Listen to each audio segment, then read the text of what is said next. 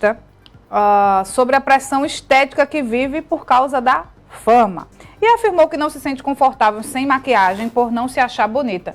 Só que essa história de Sandy não acontece só com ela, só porque ela é famosa não, viu? Acontece com muita gente, principalmente quem vive em redes sociais, né? O relato da artista provocou um debate na internet em relação ao padrão de beleza e as consequências para a saúde mental. Ana Rebeca Passos está com a gente agora ao vivo.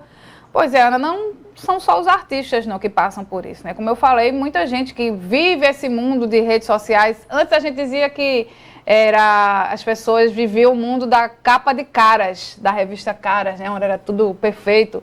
Ou família de comercial de margarina, que tá todo mundo sorrindo.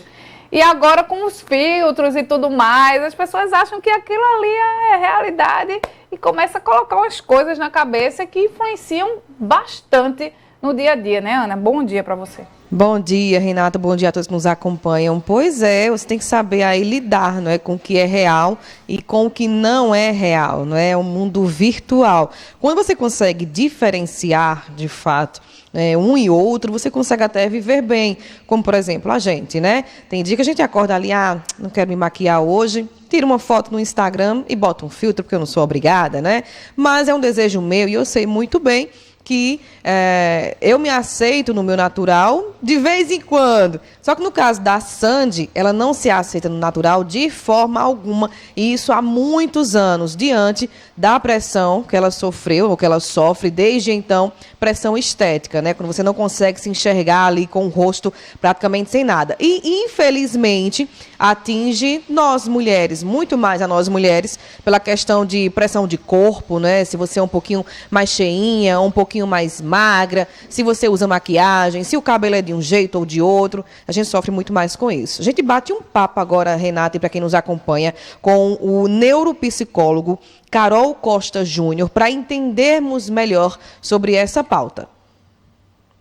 Doutor Carol, bom dia para você. Se chama distúrbio de imagem e transtorno dismórfico corporal. É isso mesmo? Qualquer pessoa pode ter esse distúrbio? Bom dia.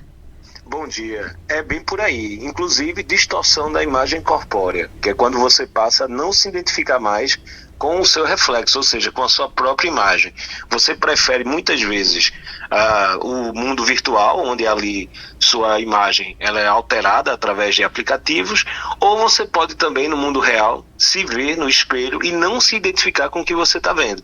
Por exemplo, pessoas magras se veem gordas, pessoas mais cheinhas se veem magro. Então, assim, aquela imagem refletida não faz mais parte da sua particularidade, da sua personalidade.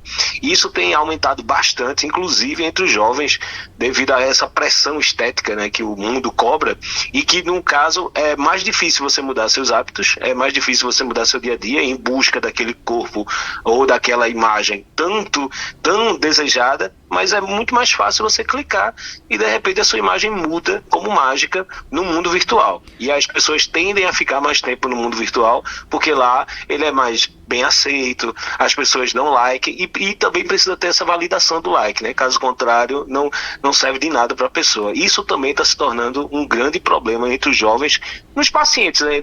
De modo geral. Tem lotado os consultórios, infelizmente. Existe tratamento para esse distúrbio? Sim. A partir do momento que você percebe isso, ou seja, em que momento é o momento de buscar ajuda? Quando isso começa a atrapalhar a tua vida. Quando tu não consegue mais viver sem, ou seja, com aplicativo, ou não se identificar, ou seja, passa a ser patológico a partir do momento que isso começa a atrapalhar a sua vida. O tratamento se dá a cura pela palavra, né? No caso a psicoterapia, o psicólogo, eu digo sempre, busca o psicólogo porque ele tem o conhecimento e as ferramentas necessárias para ajudar a pessoa nesse momento que ela está passando. Em relação à cantora Sandy, né, tão famosa, e aí repercutiu essa fala dela de não conseguir se enxergar sem maquiagem, para ela aquele é o rosto dela, né? Desde então, tudo começou muito novo para ela. Conta também a questão da pressão estética. Ainda quando jovem, no caso dela, quando criança, adolescente, ela passou por tanta pressão assim, né? Infelizmente, assim, ou felizmente, né, essas pessoas vivem da imagem e há uma cobrança pela beleza, pela perfeição, são ícones de massa, ou seja, exemplo para meio mundo de gente no mundo todo. E essas pessoas, ao contrário do que se pensa, sofrem muita pressão para manter aquela imagem.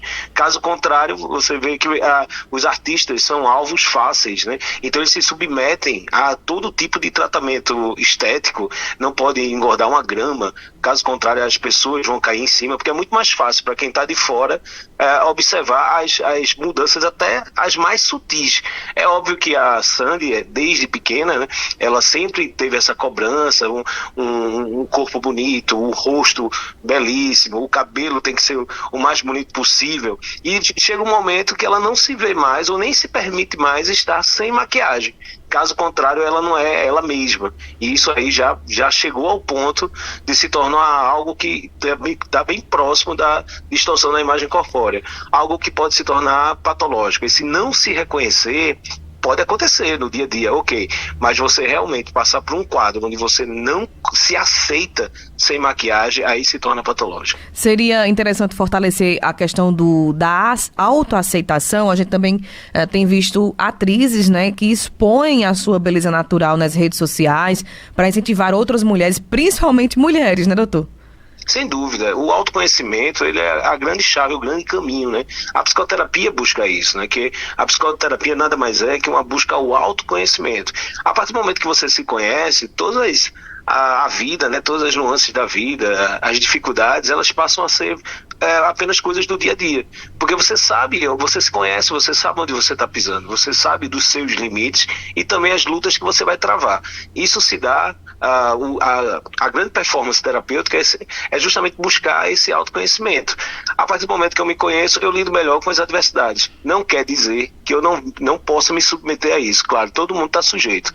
Hoje em dia, eu percebo muito os jovens, né, estão mergulhados nas telas, e isso tem causado um grande problema, nem só de personalidade ou distorção, mas também oftalmológicos, né? O olho, hoje em dia, cresceu muito a busca ao oftalmologista, porque as telas têm ressecado os olhos e um monte de gente aí com miopia, usando óculos por conta do uso exagerado de telas. Doutor Carol, muito obrigada pelas informações, pelas orientações, e no mais é realmente trabalhar, não é, a própria imagem, a autoaceitação e buscar ajuda realmente quando não conseguir mais se enxergar realmente como é, né?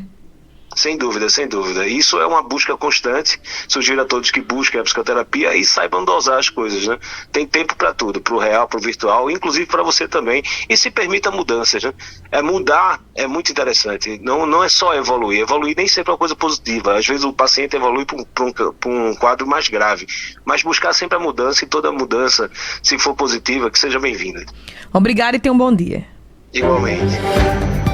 Pois é, batemos um papo aí com o neuropsicólogo Carol Costa Júnior sobre esse assunto, tá? E como eu bem disse, Renata, se chama distúrbio de imagem e transtorno dismórfico corporal. O nome é difícil, mas resumindo, não se aceitar, né? Não enxergar ali o seu natural no dia a dia, e pode provocar aí, não é, outras doenças, como por exemplo a depressão. A pessoa não consegue se enxergar mais no real, e isso pode complicar a vida dela em outras situações também. Então fiquem atentos, como disse o médico, procure ajuda se você começar a perceber que chegou a essa situação, né, como a Sandy, por exemplo. Renata.